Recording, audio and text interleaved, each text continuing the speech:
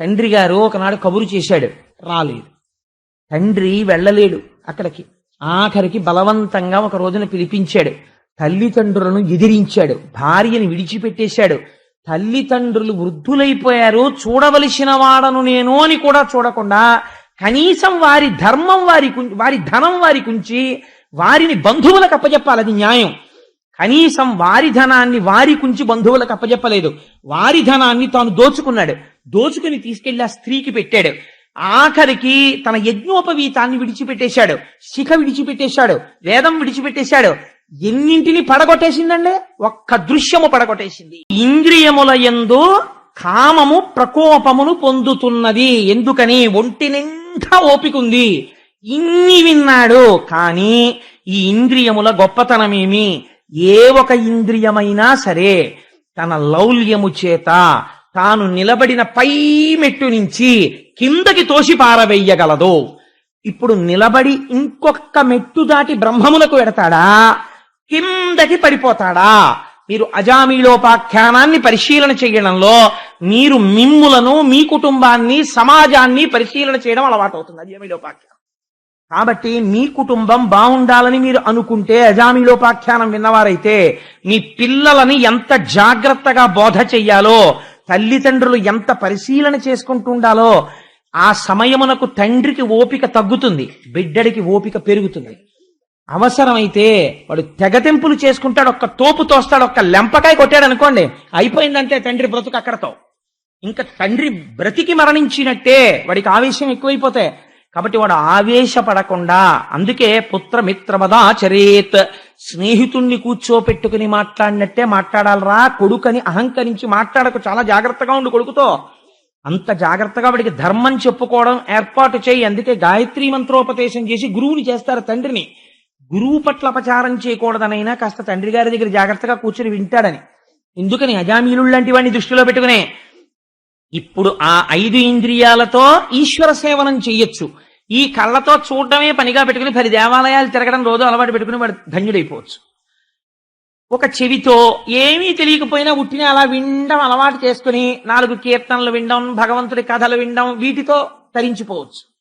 ఈశ్వరుడి నిర్మాల్యం ముట్టుకోవడం, ఈశ్వరుడి పల్లకి మోయడం, వెళ్ళి అందరి దేవతల పాదాలు ముట్టుకోవడంతో తరించిపోవచ్చు. లేదా భగవంతుని యొక్క నిర్మాల్యాన్ని వాసన చూడడానికి అలవాటు పడిపోయి మత్తెక్కిపోవచ్చు, ధన్యుడైపోవచ్చు. ఎలాగైనా అవచ్చు. లేదా ఈ ఇంద్రియాల్లోనే ఏదో ఒక ఇంద్రియము యొక్క లౌల్యమునకు పాడైపోవచ్చు. అది నేను చెప్పడం ఎందుకు? ప్రతి ఇంద్రియానికి ఉన్న లౌల్యం విషయంలో మనందరం పిహెచ్డీలు ఉన్నవాళ్ళం, అందుకని నేను చెప్పక్కర్లేదు. కాబట్టి అంటే మీరు కాదేమో, నేను.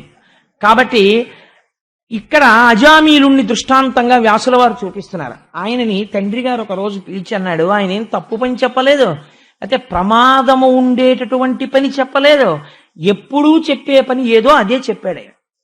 దర్భలు పట్టుకురా, పువ్వులు పట్టుకురా, రేపటి పూజకి దళములు పట్టుకురా అని చెప్పాడు తండ్రి. ఏమండి ఈ చెప్పడంలో తండ్రి యందు ఎంత మాత్రము దోషం లేదన్న మాట మీరు ఎందుకన్నారో నన్ను అడగచ్చు. మనకి కుశాగ్ర బుద్ధి అని ఒక మాట ఉంది. మనం పర్యావరణమో అని ఇవాళ మాట్లాడుతున్నారు పెద్ద నోళ్ళు వేసుకుని. అసలు దాన్ని మన పురాణాలు మాట్లాడాయి. గురువు శిష్యుడికి మొట్టమొదట నేర్పే పాఠం ఏమిటో తెలుసా అండి? దర్భ ఎక్కడ వరకు తనకు అవసరమో, పనికిరాని దర్భని ముట్టి కొయ్యకూడదు శిష్యుడు. ఏ దర్భ అవసరమో ఆ దర్భని పట్టుకుని దాన్ని కూడా పూర్తిగా ఉత్తరించడానికి వీల్లేదు.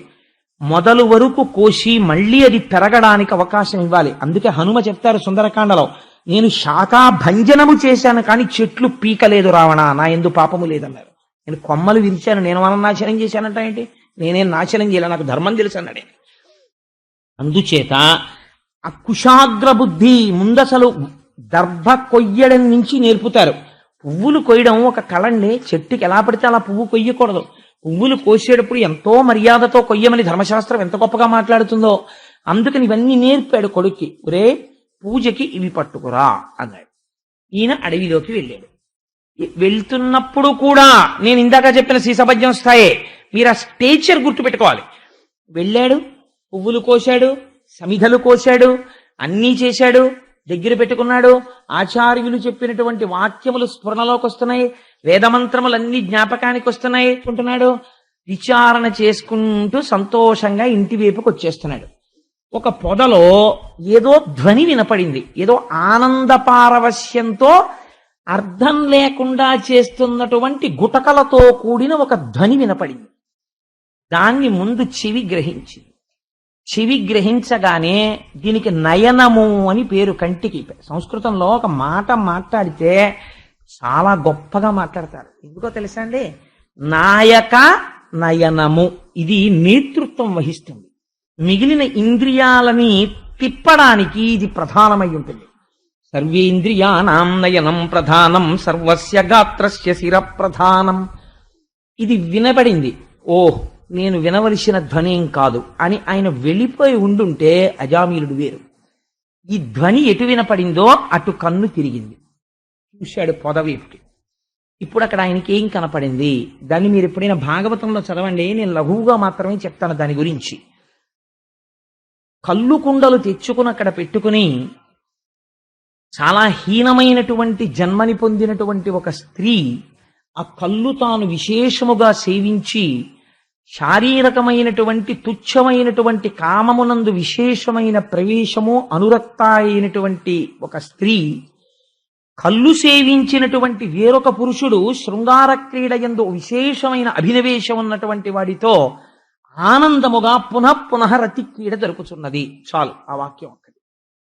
ఈయన చెవితో విన్న శబ్దమును అనుసరించి కంటిని తిప్పాడు. ఆ సన్నివేశాన్ని చూశాడు. దానికి వర్ణనక్కర్లేదు. చూస్తే ఇప్పుడు ఏమైంది? ఇదే మీరు గమనించాలి జాగ్రత్తగా. ఇది శుకుడు అనుకోండి, వెళ్ళిపోయాడు. అందుకని భాగవతం చెప్పగలిగాడు. ఇదే పరీక్ష. అందుకే శుకుడికి కూడా ఇదే పరీక్ష వచ్చింది. అప్సరసలు దిగంబరంగా లేచి నమస్కారం చేశారు. బ్రహ్మమని వెళ్ళిపోయాడు. భాగవతం చెప్పాడు.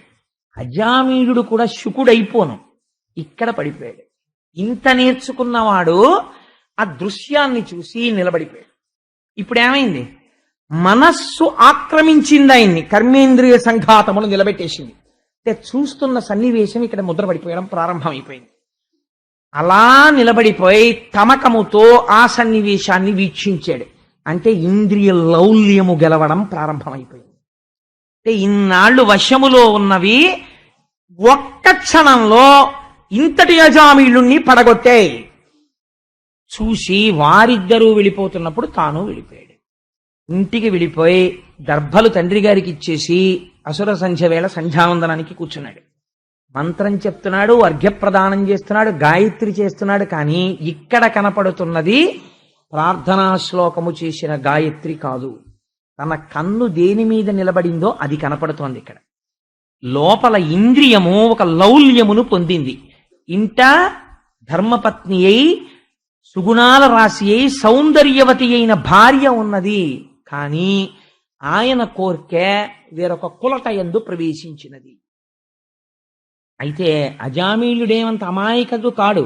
ఆచార్యవాక్కులు, వేదవాక్కులు అన్నిటినీ జ్ఞాపకానికి తెచ్చుకున్నాడు. అంటే ప్రయత్నం చేశాడు దాన్ని అధిగమించాలని. అయితే వీటన్నింటినీ తొలగతోసింది కేవలము ఆ సన్నివేశము. ఒకనాటి రాత్రి తన భార్యకి, తల్లికి, తండ్రికి తెలియకుండా హీనకుల సంజాత అయినటువంటి ఆ స్త్రీని చేరాడు. అయితే ఆవిడంది, నువ్వు కూడా కళ్ళు సేవించు. ఇప్పుడు ఏమైంది? రసేంద్రియము పాడవడం మొదలెట్టింది. ఇప్పుడు కళ్ళు సేవించడం మొదలుపెట్టాడు. మొదలుపెట్టిన తరువాత సంఘం ఎవరితో కూడినది? వేదము ధర్మము అక్కర్లేని వారితో కూడినది. అందుకని ఏమయ్యాడు? రాత్రింబవళ్ళ అక్కడున్నాడు. సంధ్యావందన భ్రష్టుడైనాడు. వేదము లేదు. ఇంకా మిగిలిన కథ నేను పెద్ద చెప్పేదే ఉందండి, మీరు అర్థం చేసుకోవచ్చు. అయ్యా, మీ అబ్బాయిని ఎక్కడ చూసామో తెలుసా? ఫలానా చోట చూసాం. తండ్రి గారు ఒకనాడు కబురు చేశాడు, రాలేదు. తండ్రి వెళ్ళలేడు అక్కడికి. ఆఖరికి బలవంతంగా ఒక రోజున పిలిపించాడు. తల్లిదండ్రులను ఎదిరించాడు. భార్యని విడిచిపెట్టేశాడు. తల్లిదండ్రులు వృద్ధులైపోయారు, చూడవలసిన వాడను నేను అని కూడా చూడకుండా కనీసం వారి ధర్మం వారి ధనం వారికి ఉంచి వారిని బంధువులకు అప్పచెప్పాలి, అది న్యాయం. కనీసం వారి ధనాన్ని వారికి ఉంచి బంధువులకు అప్పచెప్పలేదు. వారి ధనాన్ని తాను దోచుకున్నాడు. దోచుకుని తీసుకెళ్లి ఆ స్త్రీకి పెట్టాడు. ఆఖరికి తన యజ్ఞోపవీతాన్ని విడిచిపెట్టేశాడు, శిఖ విడిచిపెట్టేశాడు, వేదం విడిచిపెట్టేశాడు. ఎన్నింటినీ పడగొట్టేసిందండి, ఒక్క దృశ్యము పడగొట్టేసింది. ఇప్పుడు ఏమైపోయాడు? ఆ కులట అయిన స్త్రీ యందు 9 బిడ్డల్ని కన్నాడు. అంటే ఎంత వయస్సు అయిపోయిందో చూడండి. ఇలా ఉంటుండగా కాలము ఎవరి కోసం ఆగుతుంది? కాలము జరిగిపోతోంది. ప్రత్యాయాంతిగతాః పునర్న దివసాః కాలో జగద్భక్షకః. ఇన్ టర్మ్స్ ఆఫ్ డిజైర్స్ మనిషి మాట్లాడతాడు. నాకు వచ్చే సంవత్సరం అయితే ఇంత బోనస్ వస్తుందండి, వచ్చే సంవత్సరం అయితే నాకు ఇంత అమౌంట్ వస్తుందండి అని మాట్లాడతాడు. కానీ కాలో జగద్భక్షకః, సూర్యోదయ సూర్యాస్తమయాల్లో ఈశ్వరుడు నీ ఆయుర్దాయాన్ని గ్రసించేస్తున్నాడు. అంతకాలం అసలు నువ్వు ఉంటావో ఉండవో, నువ్వు చేసిన ఈశ్వర సంసేవనమే ఉంది. ఇవన్నీ నువ్వు పట్టుకెళ్లేది ఆకరణ మూటలో, ఇవన్నీ ఇక్కడ ఉండిపోయావే. ఒక్కటి రాదు. కింవానేన ధనేన వాజికరిభిప్రాప్తేన రాజ్యేన కిం కింవా పుత్ర కళత్ర మిత్ర పశుభిర్దేహేన గేహేన కిం జ్ఞాతైతక్షణ భంగురం సపతిరోత్యాజ్యం మనోదూరత స్వాత్మార్థం గురువాక్యతో భజ భజ శ్రీ పార్వతీ వల్లభం. ఏదీ రాదు. ఎంత దూరం రాదంటే కనీసం చిట్ట చివరికి నేననుకున్న ఈ శరీరము అగ్నిహోత్రములో కాలిపోతుంటే తాను దర్శిస్తూ ఉంటాడు నిలబడి. అయ్యయ్యయ్యో, నాదనుకున్నాను ఈ శరీరం, ఇది కూడా కాలిపోతోంది అని ఆశ్చర్యపోతాడు. కొడుకు జ్ఞాతిహోమం చేసి ఇంటికి వెళ్ళిపోతాడు. భార్య 11 రోజులు అయిపోయిన తర్వాత అన్నదమ్ములు తీసుకెళ్లిపోతారు. ఆఖరికి పైన కప్పిన బట్టమేటి చాకలి పాలు పడుచు పెళ్ళామైన పరుల పాలు ఏమిటి తను తీసుకెళ్ళింది. ఆఖరికి ఇన్ని మంచి కోట్లు కుట్టించాడు, ప్యాంట్లు కుట్టించాడు, చొక్కాలు కుట్టించాడు. చచ్చిపోయినప్పుడు ఉన్న బట్టలు కూడా విప్పేసి గజం 12 రూపాయల సైనుగుడ్డోటి పట్టుకొస్తాడు. వెళ్ళి పట్టుకొచ్చి ఆ పైనుంచి కింద వరకు కప్పేసి తాళ్ళేసి కట్టేసి కర్రల మీద పెట్టి పట్టుకుపోయారు. ఏమిటి నువ్వు సంపాదించింది వచ్చింది నీ వెనకాల? నువ్వు చేసిన పుణ్యమో పాపమో. చీమ తన తర్వాత తరాలకి సంపాదించలేదు, పక్షి సంపాదించలేదు, పశువు సంపాదించలేదు. నీకెందుకంత ఆర్తి? నీ బిడ్డల వరకు అది కర్తవ్యం. తర్వాత తరాల వరకు వాళ్ళు తింటారు, నువ్వేమైపోతావు? ఎప్పుడైనా వెనక్కి తిరిగి కోణం నువ్వు ఆలోచించావా? ఆలోచించలేదు. భ్రష్టుడవైపోయావు. కాయము వీడి జీవుడతి కంపిత చిత్తత నేగుచుండవో నాయనయంచు ఎచ్చు నిజనందన నందినులైన కాని కందోగిని భస్మముల్ తొలుత దుఃఖమహంబుది సొచ్చుపత్నియం కాయము వీడి రారు కదా చేసిన కర్మము పుణ్యము తప్ప శంకర. ఎవరొస్తారు? ఎవ్వరు రారు. ఈ శరీరంతో అనుబంధాలు ఈ శరీరంతో సరి. కాబట్టి ఏమైపోయాడు అజామీలుడు? తల్లిదండ్రుల్ని విడిచిపెట్టాడు, భార్యని విడిచిపెట్టాడు, ఆవిడతో చేరాడు. ఉన్న ఐశ్వర్యమంతా లుప్తమైపోయింది. ఎందుకని? కళ్ళు తాగడం మొదలుపెట్టాడు, మాంసం తినడం మొదలుపెట్టాడు, ఆచార వ్యవహారాలు వదిలిపెట్టాడు. ధూర్తుడన్నారు చూసిన వాళ్ళు. పిలిచినవాడు లేడు, పలకరించినవాడు లేడు, ఓ పెళ్లి లేదు, ఓ పేరంటం లేదు. భ్రష్టుడై ఆర్జన లేక ఆదాయమంతా పోగా తల్లిదండ్రులు వీధులు బట్టి ఎక్కడికో వెళ్ళిపోయారు, తినడానికి తిండి లేక. భార్య పుట్టింటిని చేరిపోయింది, కడుపున ఒక్క బిడ్డడు లేడు. ఇన్ని ద్రోహ కార్యములను ఆచరించి ఆవిడ కడుపున పుట్టిన ఆఖరి బిడ్డడికి అతను చేసిన ఒకే ఒక మంచి పని ఏమిటంటే, మొట్టమొదటి పాదంలోకి వెళ్ళండి.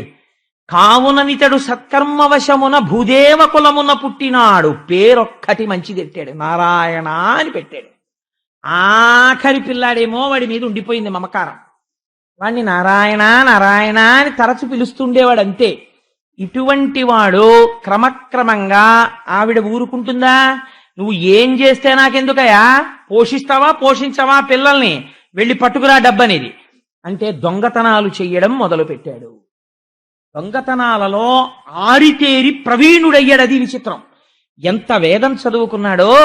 ఎవడు సత్య భాషణవచనంబు నెరపినాడు, ఎవడు లోభబుద్ధి లేనివాడో, ఎవడు సత్యము మాట్లాడాడో, ఎవడు నిత్య నైమిత్తికములను నెరపినాడో, ఎవడు భూదేవ కులమున పుట్టినాడో, ఎవడు శాంతుడై దాంతుడై సకల వేదములను చదివాడో, ఎవడు మంత్రసిద్ధులను పొందాడో, వాడు ఆరితేరిన దొంగయై అంతటి దొంగ లేడనిపించుకున్నాడు. ఎక్కడ నుంచి వచ్చింది ఇంత పతనం? ఒక్క ఇంద్రియ లౌల్యం.